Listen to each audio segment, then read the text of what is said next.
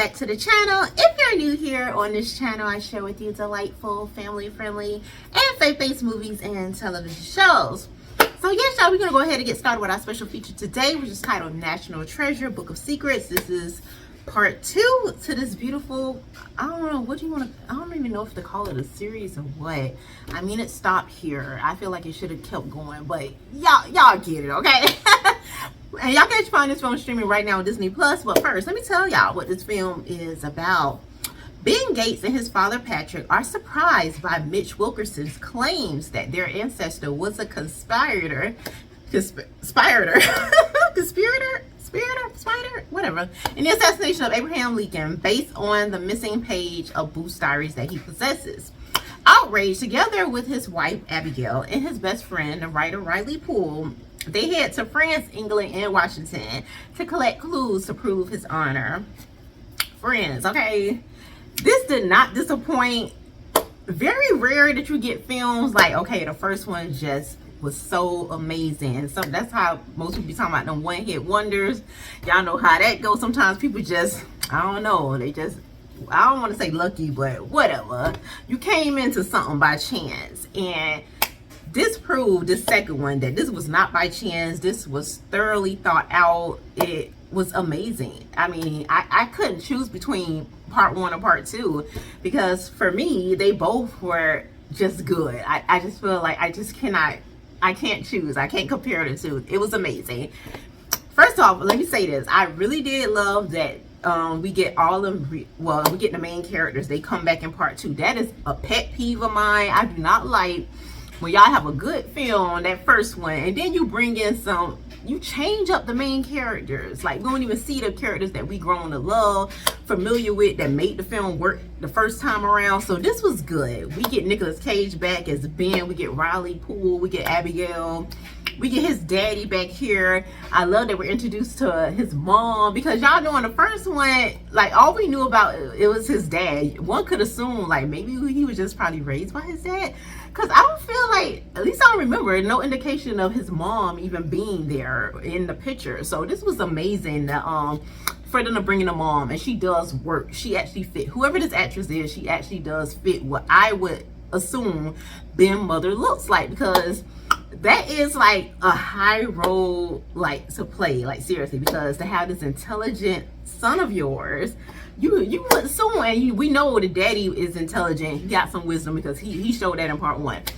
So you would assume like the mama, she gotta be, she can't be no fluke, okay?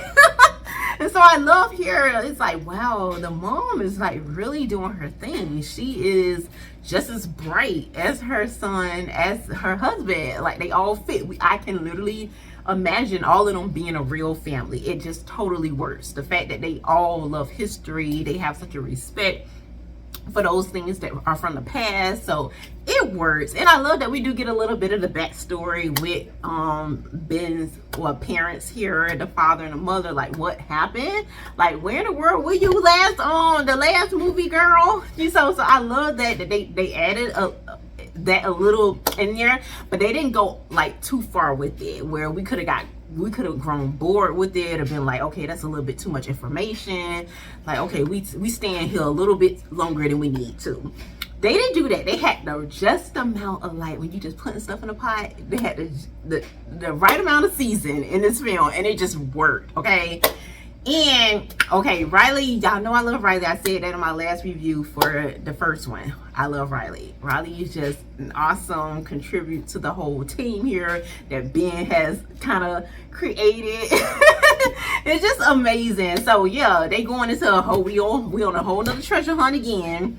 And this time it's because of Ben's, like, his ancestors, like, their reputation is on the line, and he needs to prove that, you know, he needs to basically save his family name in this film. And I love that. It is never, just like the first one, it was never really about the money, about the treasure in itself, but it went deeper than that. It went deeper than that in the first film, and it obviously went deeper than that here in this film, okay? So I really did appreciate that. We do get that same action pack. I feel like we get a little bit more, like, they upped it here in this one. So yeah, that was really, really cool. I enjoyed it. I felt like I went on a little vacation here. I went to these different different cities, different countries. It was good, and above all, like, I really like that it's inspiring, it's encouraging. Like, all these characters, like, they bring something special and different to the table that obviously works, but it gives us a piece, a love for, like, a little piece of history, but also a love for it as well. Like, it makes you want to research, it makes you want to, like, just dig deeper into whatever it is that you are interested in. For example, okay, y'all know how we always tie everything to the word of God here. I feel like this film, this whole series here, would have really popped off, would have been even way more than what it was if it was, like, based off the word of God. Like, seriously, that would have been it. Like, we researching, like, real stuff that, like, let's say, like, okay, y'all, like, stuff that people from biblical times that they left behind. Like, we finding those artifacts and we're pulling it together and we're tying it together to humanity and all that. That would have been amazing for me. That would have been the only thing that would have really made this, like, just absolutely perfect. It came close to it, but it would have really been like that if it was like that. I would have been like, okay, yes, we need it, all right? But yeah, okay, I was debating, y'all, like, if I wanted to do National Treasure 2, have its own review, or just do one video and just keep on going and just slide into the movie chat. So as I'm talking, I see we already 6 minutes in. I feel like, let me just slide into the movie chat, okay? Because I don't even think it's gonna be that long. I don't feel like it is, because the only thing I wanted to say, I had a question. Our movie chat's always got to start off with a question, and y'all know we got to answer it. First, I'm gonna answer it. Y'all can agree or disagree. Put it in the comments if y'all agree or disagree and why. It really doesn't matter. I just like to see y'all participation. But yes, was Abigail a blessing or a curse? Y'all, let me say this, okay? I really do not like, I don't necessarily be having problems with characters the majority of the time. Y'all may see me here and there on reviews. I may say something, oh, I didn't like her, like, I didn't like the queen. I remember that, because I just recorded that yesterday, the Queen and Descendants. But that goes without saying. She was a villain. I mean, if somebody is meant to be a villain, automatically that's been established at the beginning of the film, why in the world would I be upset about that or get some kind of way about that? I mean, yes, you could get some kind of way about that. I mean, the actress or actor do an amazing job, just over the top. You just like, oh, you just really got under my skin, you know. That's kudos to the actors or the actresses. So yes, I love that. But for the most part, I feel like once your role has been established, I know where you stand at, we good, okay? We good. I may say something a little here and there just to be playing, like, okay, I don't like you, okay, I don't like you, all right? But it's just me playing. I mean, I already know I ain't supposed to like you. But when you are a character and you trying to portray like you good, like you trying to come off as you good, but underneath it all, you really are a villain, and you are the worst kind of villain because you doing it behind people's back. You're a backstabber. You're a deceiver. You plotted on somebody. Deception. That goes deep for me. Okay, I don't like that. That really rubs me the wrong way, because I can deal with you if you step to me how you are, whatever that may be. You could be the worst person in the world, but if that's been established and that's how you are, you don't let me know that's how you do, that's your mentality, I can deal with that. I don't care. At least I'm like, okay, we know where we stand, and I'm good with that. But I cannot stand no liars, no deceivers. Like, you playing the game, you coming to me like, okay, you this or that. Like, it's really one way, and the whole time it was the other way, and you knew it. You was aware of this too. It's not something that you just slid into. Like, sometimes stuff just happen, okay, and it's not nothing that you planned, but it just happened, and it was something that may not have been nice, but it just happened, okay? There are things in life that just happen, and I can deal with that because it happens. But when you, like, it's premeditated, I don't like that. Like, seriously, I don't like that. I cannot stand that, all right? And so that's how, and that's what's bringing me back to Abigail here, because Abigail at the beginning of this film, well, we doing, I'm coming at y'all from, since y'all already know National Treasure 2, National Treasure 1, we done did a review, all right? So I'm switching back and forth between both of them as far as her character is concerned, all right? So y'all know where I'm coming from. That's why I want to have the reviews up first. But yes, okay, so in the first one, when Ben reached out to her, just knowing that she has a passion for history, okay, he really thought that this person would probably believe him, that there could be a map on the back of the Declaration of Independence. Like, she would not think of him as crazy. She would be intrigued by it. I mean, she's a historian in a sense. And so that you're painted a certain way. Number one, you paint it with intelligence. The kind of job that you have, that is not a job that everybody have, okay? The way you working at and all of this stuff, to have certain artifacts and different things from back in history, that's not, you're not gonna walk in people's houses every day and find certain artifacts and different things that she has. And having a passion for that, you don't come across people who just really passionate about that. So that makes you, in a sense, unique. It makes you special, valuable, because it's not a whole lot of you out there. And so right off the bat, you are thinking, when you are introduced to this character, that Abigail is gonna be like someone that you would like over time, that she's gonna add value, she's gonna contribute to the whole mission here, the whole goal here, or at least, you know, not be like a thorn in somebody's side. And I felt like she was a thorn in Ben's side the entire time, from part 1 to part 2. It increased in part 2. It was just really like off the wall. I just wanted to say to Ben, I mean, usually I am always I'm always girl power. Like, I really am. It don't take a lot for me to be girl power, because number one, yes, I'm girl, okay? Yes, so of course I'm automatically gonna be on your team right off the bat. It don't take much. You have to be extremely just done something off the wall that's just like, okay, I just can't stand for this. I can't stand by your side with this. And this is how it was with Abigail. Like, I was rooting for her from part 1, you know, when Ben reached out to her and they just getting acquainted for the very first time. And then that scene, y'all know that scene when Ben, you know, he had to go and steal the Declaration of Independence, all right, before Ian got to it.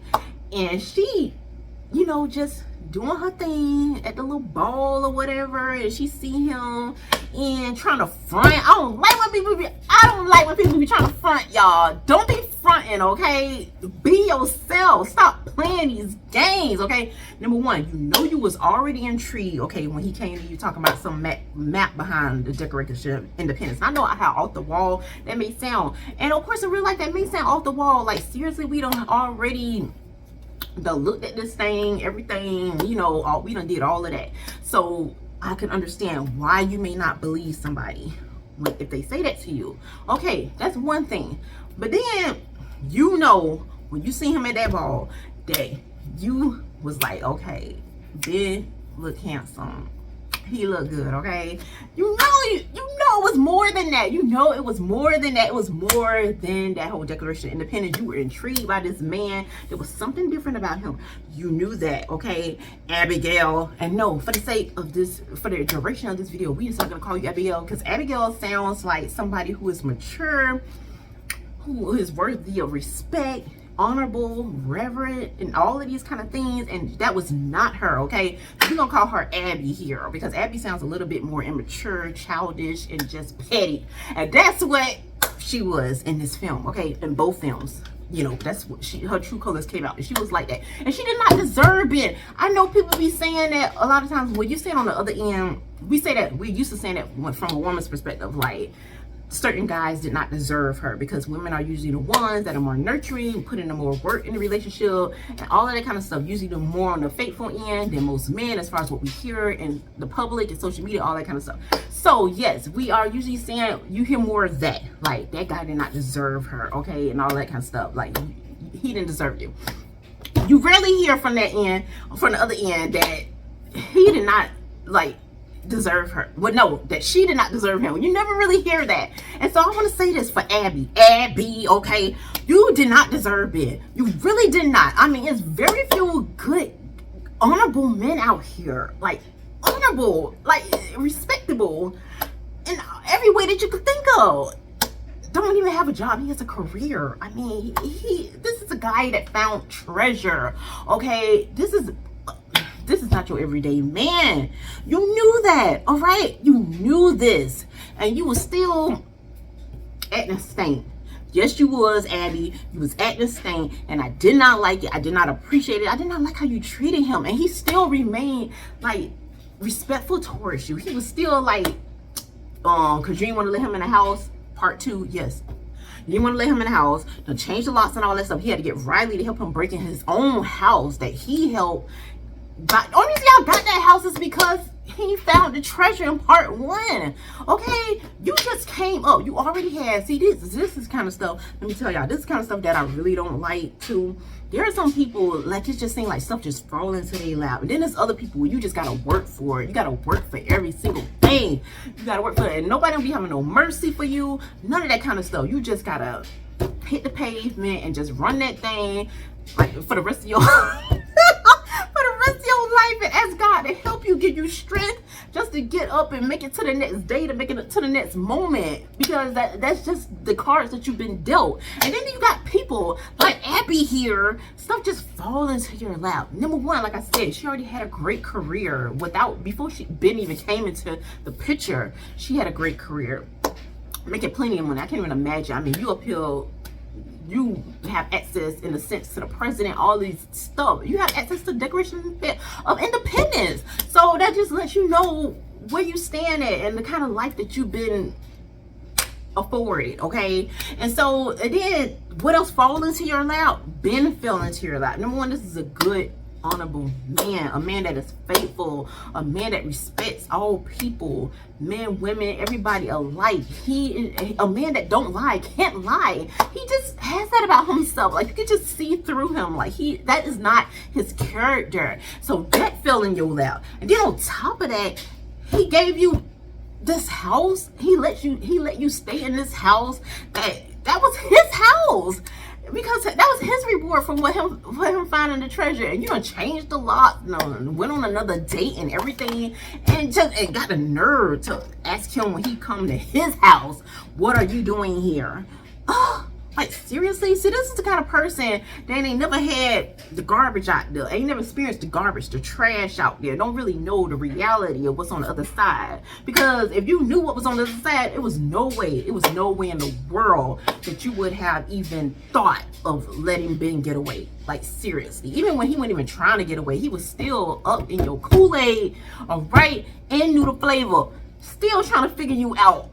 All the way up until the end, still trying to figure you out, still look you in your eyes, and basically you can see in his eyes like how much he loved her.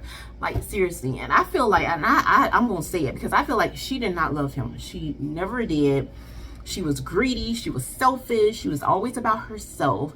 The only time that you ever even saw that she had any kind of like any kind of care for anybody, it was in part 2 when Ben was about to be left behind, willing to risk his life again so all of them could be safe and get out that cave or whatever they was at. And that was the only time when he was telling her to get my parents, make my parents leave. That was the only time that she had some kind of tears in her eyes, and she looking at him like, oh, she don't want to leave, and all this kind of stuff. And I was just like, stop it, Abby. Okay, you know you ain't even like that. It's always about you. It was always about you. It was always about you, Abby. Okay. All right. We almost like 19 minutes in. I don't want to take it too far, but yes, that's what I wanted to talk about. So okay, let me answer this. I went through all of this and even answer the question. Okay, was Abigail a blessing or a curse? All right, here's a big question. Here's my answer, y'all. She was a curse. She really was. She made everything so much harder than what it had to be. Number one, the journey was already gonna be hard. It was gonna be hard when you're going against FBI, all kind of stuff. It was gonna be hard. Ben knew that when he went into this thing, that it was going to be sacrifices that were gonna have to be made. I mean, that goes without saying. But she didn't add to it. She was like a doubting Thomas the entire time. It didn't matter how many times that Ben turned out to be right, that proved himself.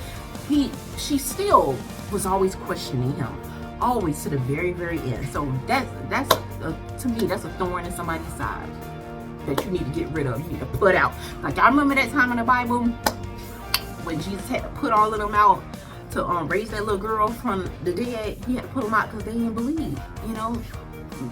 And that's what you got to do. You got to put people out, because if they ain't on what you want, that's what they gonna be, like a thorn in your side. Just bringing all that doubt and that unbelief. It is just like, oh, get out of here. And that's what I wish Ben would have done. He could have been respectful about it. I ain't saying be nasty with it, but he could have been respectful about it. Just be like, okay, y'all cut from different cloths. It's best to just let her go her way. Take that L. You can have whatever you're gonna have, and just leave her alone. Don't even deal with her no more, because he's amazing. He would have easily found someone that was remarkable, that really would have fit way better with him, better with him than Abby here. All right. So yes, that's what my conclusion I come to. She was a curse this entire time and a turn off, and I just really didn't like her, like seriously, because I don't like stuff like that. I don't like that. I don't like people taking advantage of people coming up off somebody and then want to try to act like you are, like it's yours. Seriously? All right, y'all. Anyways, let's go ahead and get a time scripture before I leave y'all for the day. Thank y'all for joining me for this review / movie chat. Yeah, I wanted to combine the two instead of doing two separate videos, especially y'all know, okay? So we coming out of 1 Timothy chapter 6 verse 10, and it reads, it fits this so perfectly, y'all. For the love of money is the root of all kinds of evil, for which some have strayed from the faith in their greediness and pierced themselves through with many sorrows. That's all I have for y'all for this video. Please remember to leave y'all thoughts, your prayers, your overall take in the comment section below, because y'all know I love hearing from y'all. And thank y'all for listening to my movie rants and all kind of stuff that I be going through emotionally with these characters. Thank you so much. And until next time, may the Lord bless and keep you both now and forevermore.